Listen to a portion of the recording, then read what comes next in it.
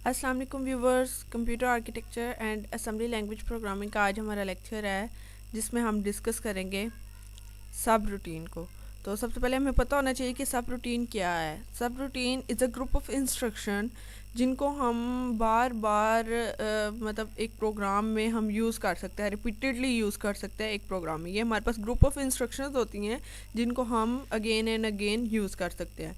और सब रूटीन के साथ डील करने के लिए हमारे पास दो इंस्ट्रक्शंस हैं, CALL call and RET return. तो इन दो इंस्ट्रक्शंस को डिटेल में पढ़ने से पहले एक टर्म है स्टैक। तो हमें पता होना चाहिए कि स्टैक क्या है। स्टैक एक डाटा स्ट्रक्चर है जिसमें हम डाटा को एक स्पेसिफिक मैनर में स्टोर करते हैं। और वो स्पेसिफिक मैनर क्या है कि लास्ट इन फर्स्ट आउट और फर्स्ट इन लास्ट आउट। कि हम स्टैक में जो है वो अपने डाटा को स्टोर करते हैं, लेकिन किस मैनर में स्टोर करते हैं? Last in first out. के जो पहले आएगा वो लास्ट पे जाएगा और जो लास्ट पे आएगा वो पहले जाएगा। इसकी हम एक एग्जांपल ले लेते हैं कि हमारे पास एक बैग है, उस बैग में हम बुक्स अपनी रखनी स्टार्ट करते हैं। तो जो सबसे लास्ट में हम बुक रखेंगे उसको हम सबसे पहले बाहर निकालेंगे, और जो सबसे फर्स्ट पे हमने रखी होगी उसको सबसे लास्ट पे निकालेंगे, और जो सबसे लास्ट पे होगी उसको सबसे फर्स्ट पे निकालेंगे। तो स्टैक एक डाटा स्ट्रक्चर है जिसमें हम डाटा को एक स्पेसिफिक मैनर में स्टोर कर सकते हैं और रिट्रीव कर सकते हैं। तो अब हम अपनी सब रूटीन की तरफ जाते हैं। सब रूटीन में हमने दो इंस्ट्रक्शन के बारे में बात की जो कि सब रूटीन को डील करती हैं, और वो कौन कौन सी हैं? CALL call and the second one is return. तो कॉल क्या करती है?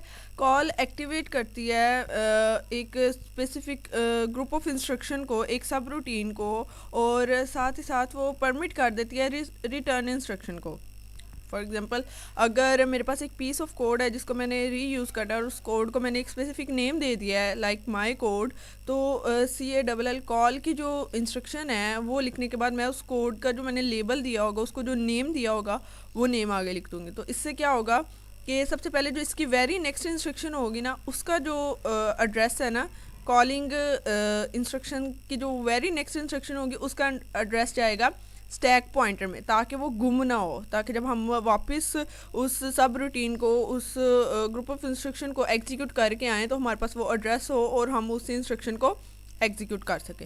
तो कॉल बेसिकली करता क्या है कि कॉल इंस्ट्रक्शन ने क्या करना होता है? सबसे पहले तो उसने उस ग्रुप ऑफ इंस्ट्रक्शन को, उस पीस ऑफ कोड को, सब रूटीन को कॉल करना होता है, एक्टिवेट करना होता है। दूसरा, उसने परमिशन देनी होती है रिटर्न इंस्ट्रक्शन की।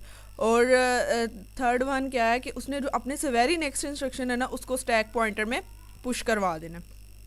और नेक्स्ट जो हमारे पास इंस्ट्रक्शन है वो है रिटर्न इंस्ट्रक्शन, RET रिटर्न। ये क्या करते हैं कि ये जो हमारा ग्रुप ऑफ इंस्ट्रक्शन है, सब रूटीन है, एक पूरा प्रोसीजर है कॉल से जिसको हम कॉल कर रहे होंगे, जिसने एग्जीक्यूट होना होगा, रन होना होगा।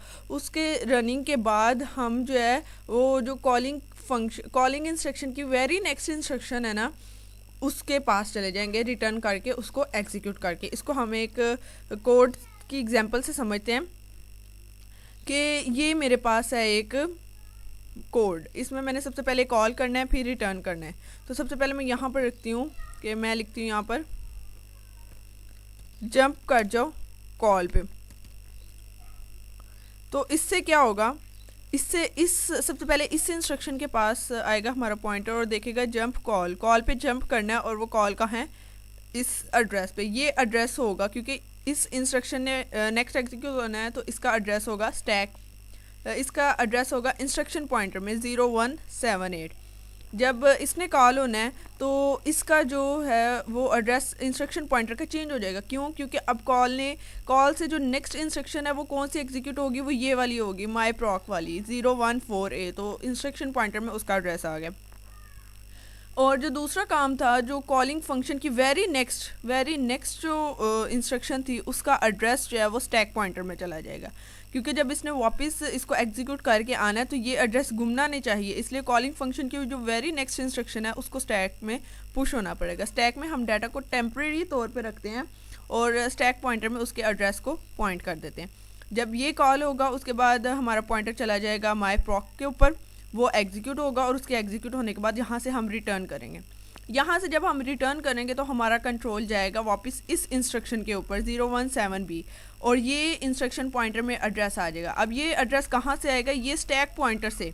इंस्ट्रक्शन पॉइंटर को ये एड्रेस जो है वो स्टैक पॉइंटर से मिलेगा, क्योंकि हमने कॉलिंग इंस्ट्रक्शन के टाइम पे ही स्टैक पॉइंटर में इसको पुश करवा दिया था और टेम्परेरी तौर पे इस डाटा को रख दिया था, और इसका एड्रेस जो था वो स्टैक पॉइंटर में पॉइंट कर दिया था। तो जब यहाँ से रिटर्न होंगे तो इंस्ट्रक्शन पॉइंटर जो है वो स्टैक पॉइंटर से इसके एड्रेस को गेट करेगा और उसके बाद इस इंस्ट्रक्शन को एग्जीक्यूट करेगा। तो ये था पूरा प्रोसीजर कॉल और रिटर्न का, जिसमें हमारे पास इंस्ट्रक्शन पॉइंटर जो है वो बहुत ज़्यादा इंपॉर्टेंट है, जिसमें हमें पता होना चाहिए कि इस इंस्ट्रक्शन के बाद नेक्स्ट इस इंस्ट्रक्शन ने एग्जीक्यूट होना है तो उसका एड्रेस जो है वो इंस्ट्रक्शन पॉइंटर में होना चाहिए। और जैसा कि ये हमारे पास एक स्टैक है, इसमें हम स्टैक पॉइंटर को यूज़ करेंगे, और स्टैक पॉइंटर जो है वो हमारी कॉलिंग इंस्ट्रक्शन की जो वेरी नेक्स्ट इंस्ट्रक्शन होगी उसके एड्रेस को स्टोर करेगा, और जो स्टैक होगा वो टेम्परेरी तौर पर उस डाटा को स्टोर करेगा। तो नेक्स्ट हम देखते हैं कॉल दो तरह के, कॉल नियर और कॉल फॉर। कॉल नियर और कॉल फॉर का क्या मतलब है? कॉल नियर का मतलब है कि सेम कोड सेगमेंट के अंदर रहते हुए हम एक piece of code, group of instruction या सब रूटीन को कॉल करेंगे, तो वो हमारे पास कॉल नियर है। इस कॉल को हम इंट्रा सेगमेंट भी बोलते हैं। और अगर हम कॉल फॉर की बात करें तो किसी दूसरे कोड सेगमेंट में किसी सब रूटीन या ग्रुप ऑफ इंस्ट्रक्शन को कॉल करने को हम कॉल फॉर कहते हैं, और इसको हम इंटर सेगमेंट भी कहते हैं। अगर हम सिंपल कॉल की बात करते हैं तो वो हमारे पास कॉल नियर है, जो कि विद इन 1 सेकेंड परफॉर्म हो जाती है। तो ये थे कॉल फॉर और कॉल नियर का डिफरेंस। इसके बाद हम देखेंगे अपने स्टैक के कुछ फंक्शंस को। स्टैक के बेसिक 2 फंक्शंस हैं, पुश एंड पॉप। पुश का मतलब क्या होता है कि किसी डाटा को, किसी एलिमेंट को स्टैक में इंसर्ट करवा देना, और पॉप का मतलब होता है किसी भी डाटा को, एलिमेंट को स्टैक से रिट्रीव करवा देना। और स्टैक में हमने जैसे कि देखा हम स्टैक पॉइंटर को यूज़ करते हैं, तो पुश और पॉप के फंक्शंस को परफॉर्म करने के लिए भी हम स्टैक पॉइंटर को यूज़ करेंगे। ये हमारा पुश फंक्शन है। जब यहाँ पर ये पुश होगा तो स्टैक पॉइंटर इस जगह से इस जगह पे मूव कर जाएगा, मतलब जो स्टैक पॉइंटर की वैल्यू थी उसमें 2 का डिक्रीमेंट हो जाएगा। फॉर एग्जांपल एज्यूम कर लेते हैं कि एस पी पहले यहाँ था, स्टैक पॉइंटर पहले इस जगह को पॉइंट कर रहा था, और ये पॉइंट थी ये इस जगह को हम कह देते कि ये 100। और जब इसमें जैसे हमने पुश के फंक्शन को परफॉर्म किया और ए एक्स के इस पुश को हमने यहाँ पर कर दिया, तो जो एस पी की वैल्यू थी वो डिक्रीमेंट होगी और 98 पे आ गई। नेक्स्ट हम अपने देखते हैं पॉप के फंक्शन को। जैसे ही हमने पॉप किया ए एक्स को, तो यहाँ से वैल्यू डिलीट होगी और जो हमारा स्टैक पॉइंटर था वो दोबारा से 100 वाली पोजीशन पे आ गया। तो इससे हमें पता चलता है कि जो पुश है वो 2 का डिक्रीमेंट करता है स्टैक पॉइंटर में, जबकि जो पॉप है वो 2 का इंक्रीमेंट करता है स्टैक में। नेक्स्ट हम इनको इन डिटेल देखते हैं कि पुश और पॉप बेसिकली है क्या। पुश जैसे कि हमने देखा कि स्टैक पॉइंटर में 2 का डिक्रीमेंट करता है, और जो पॉप है वो हमारे पास 2 का इंक्रीमेंट करता है। वो डिक्रीमेंट किस तरह से करता है कि वो हमारे सोर्स ऑपरेंड की जो वैल्यू होती है, जो बाइट या वर्ड होता है, उसको स्टैक के टॉप के ऊपर जो है वो पॉइंट कर देते हैं एसपी के थ्रू।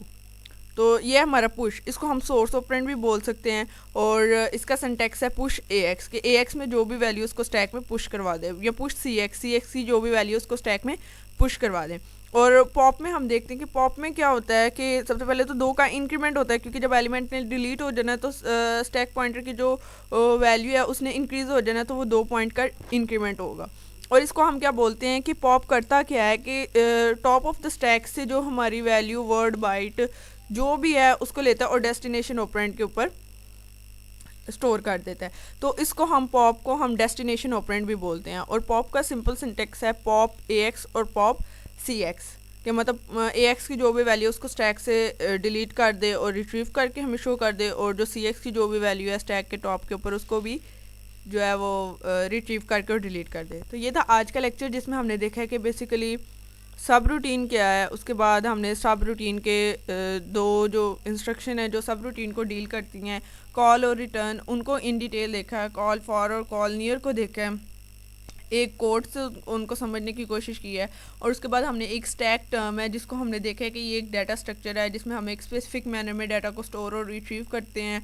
हमने स्टैक के दो फंक्शंस को देखा है, पुश और पॉप को, कि किस तरह से हम डाटा को इंसर्ट करते हैं स्टैक में और किस तरह से डिलीट करते हैं। तो ये था हमारा आज का lecture. Thank you so much. If you understand please like, share and subscribe my channel and also press the bell icon. Allah हाफिज़।